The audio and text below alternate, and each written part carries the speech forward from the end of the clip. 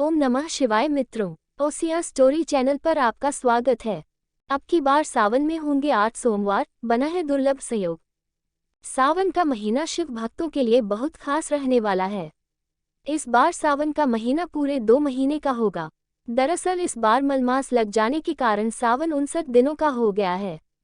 ऐसे में शिव भक्तों को सोमवार के दिन महादेव की उपासना करने के लिए पूरे 8 सोमवार मिलेंगे। आइए जानते हैं सावन सोमवार की तारीख और पूजा विधि। सावन का महीना बाबा भोलेनाथ को समर्पित है। भगवान शिव की पूजा के लिए सावन का महीना बेहद खास माना जाता है।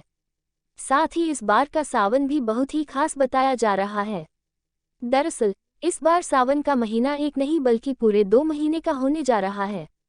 महादेव के भक्तों को इस बार उनकी उपासना के लिए 4 नहीं बल्कि 8 सोमवार मिलेंगी।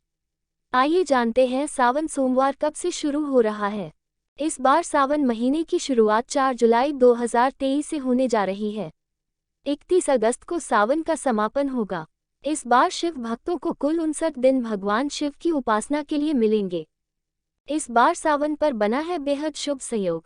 वैदिक पंचांग के अनुसार सौर मास और चंद्र मास के आधार पर साल 354 दिनों का होता है, जबकि सौर मास 365 दिन का होता है।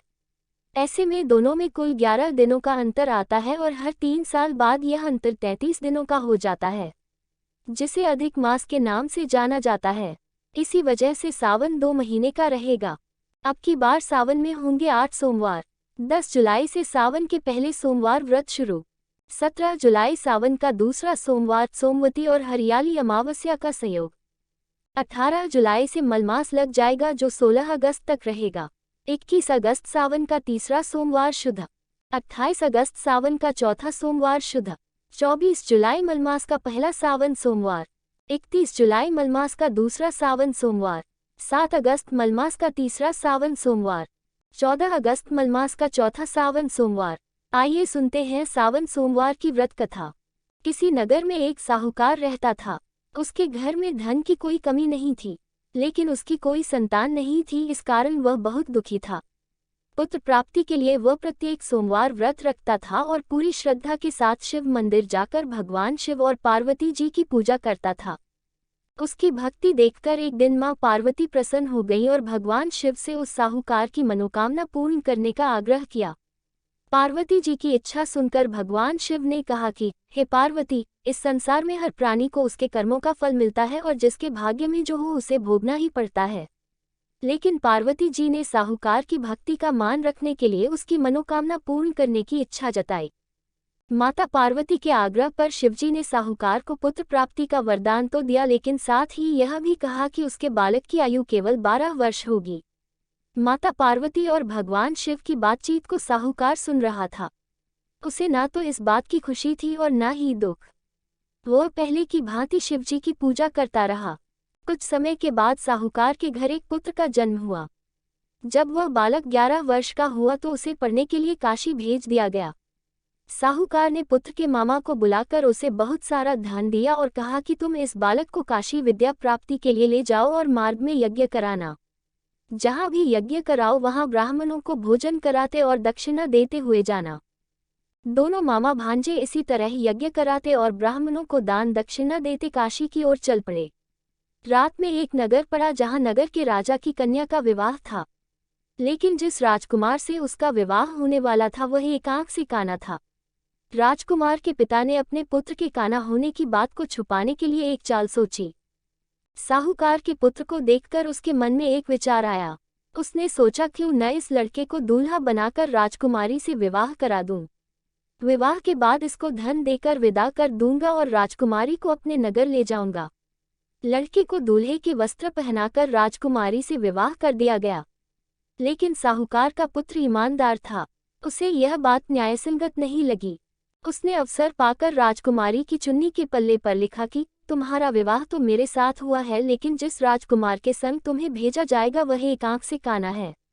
मैं तो काशी पढ़ने जा रहा हूँ। जब राजकुमारी ने चुन्नी पर लिखी बातें पढ़ी तो उसने अपने माता पिता को ये बात बताई। राजा ने अपनी पुत्री को विदा नहीं किया, जिससे बारात वापस चली गई। दूसरी ओर साहूकार का लड़का और उसका मामा काशी पहुंचे और वहां जाकर उन्होंने यज्ञ किया। जिस दिन लड़के की आयु 12 साल की हुई उसी दिन यज्ञ रखा गया। लड़के ने अपने मामा से कहा कि मेरी तबीयत कुछ ठीक नहीं है। मामा ने कहा कि तुम अंदर जाकर सो जाओ। शिवजी के वरदानुसार कुछ ही देर में उस बालक के प्राण निकल गए। मृत भांजे को देख उसके मामा ने विलाप शुरू किया। संयोगवश उसी समय शिवजी और माता पार्वती उधर से जा रहे थे। पार्वती ने भगवान से कहा, स्वामी, मुझे इसके रोने के स्वर सहन नहीं हो रहा। आप इस व्यक्ति के कष्ट को अवश्य दूर करें। जब शिवजी मृत बालक के समीप गए तो वह बोले कि यह उसी साहूकार का पुत्र है जिसे मैंने 12 वर्ष की आयु का वरदान दिया। अब इसकी आयु पूरी हो चुकी है। लेकिन मातृभाव से विभोर माता पार्वती ने कहा कि हे महादेव, आप इस बालक को और आयु देने की कृपा करें, अन्यथा इसके वियोग में इसके माता पिता भी तड़प तड़प कर मर जाएंगे। माता पार्वती के आग्रह पर भगवान शिव ने उस लड़के को जीवित होने का वरदान दिया। शिवजी की कृपा से वह लड़का जीवित हो गया। शिक्षा समाप्त करके लड़का मामा के साथ अपने नगर की ओर चल दिया। दोनों चलते हुए उसी नगर में पहुंचे जहां उसका विवाह हुआ था। उस नगर में भी उन्होंने यज्ञ का आयोजन किया। उस लड़के के ससुर ने उसे पहचान लिया और महल में ले जाकर उसकी खातिरदारी की और अपनी पुत्री को विदा किया। इधर साहूकार और उसकी पत्नी भूखे प्यासे रहकर बेटे की प्रतीक्षा कर रहे थे। उन्होंने प्रण कर रखा था कि यदि उन्हें अपने बेटे की मृत्यु का समाचार मिला तो वह भी प्राण त्याग देंगे, परंतु अपने बेटे के जीवित होने का समाचार पाकर वह बेहद प्रसन्न हुए। उसी रात भगवान शिव ने व्यापारी के स्वप्न में आकर कहा, हे श्रेष्ठी, मैंने तेरे सोमवार के व्रत करने और व्रत कथा सुनने से प्रसन्न होकर तेरे पुत्र को लंबी आयु प्रदान की है। इसी प्रकार जो कोई सोमवार व्रत करता है या कथा सुनता और पढ़ता है उसके सभी दुख दूर होते हैं और समस्त मनोकामनाएं पूर्ण होती हैं। सोमवार व्रत में क्या खाएं? 1. साबूदाना बड़ा बना सकते हैं। 2. सोमवार के व्रत में सिंघाड़ा के आटा का पूरी, पराठा, हलवा, बर्फी बनाकर खाई जा सकती है। 3. व्रत के दौरान हरी सब्जियां, लौकी, खीरा, टमाटर और कच्चा केला आदि खाया जा सकता है। 4. इस व्रत में आलू से बनी चीजें खाई जा सकती हैं। व्रत के दौरान आलू टिक्की आराम से खाई जाती है। 5. सोमवार के व्रत में हम मौसमी फल जैसे आम, केला, सेब आदि खा सकते हैं, लेकिन तरबूज और खरबूजे नहीं खाना चाहिए। वीडियो पसंद आने पर ओसिया स्टोरी चैनल को लाइक एवं शेयर तथा चैनल को सब्सक्राइब करें।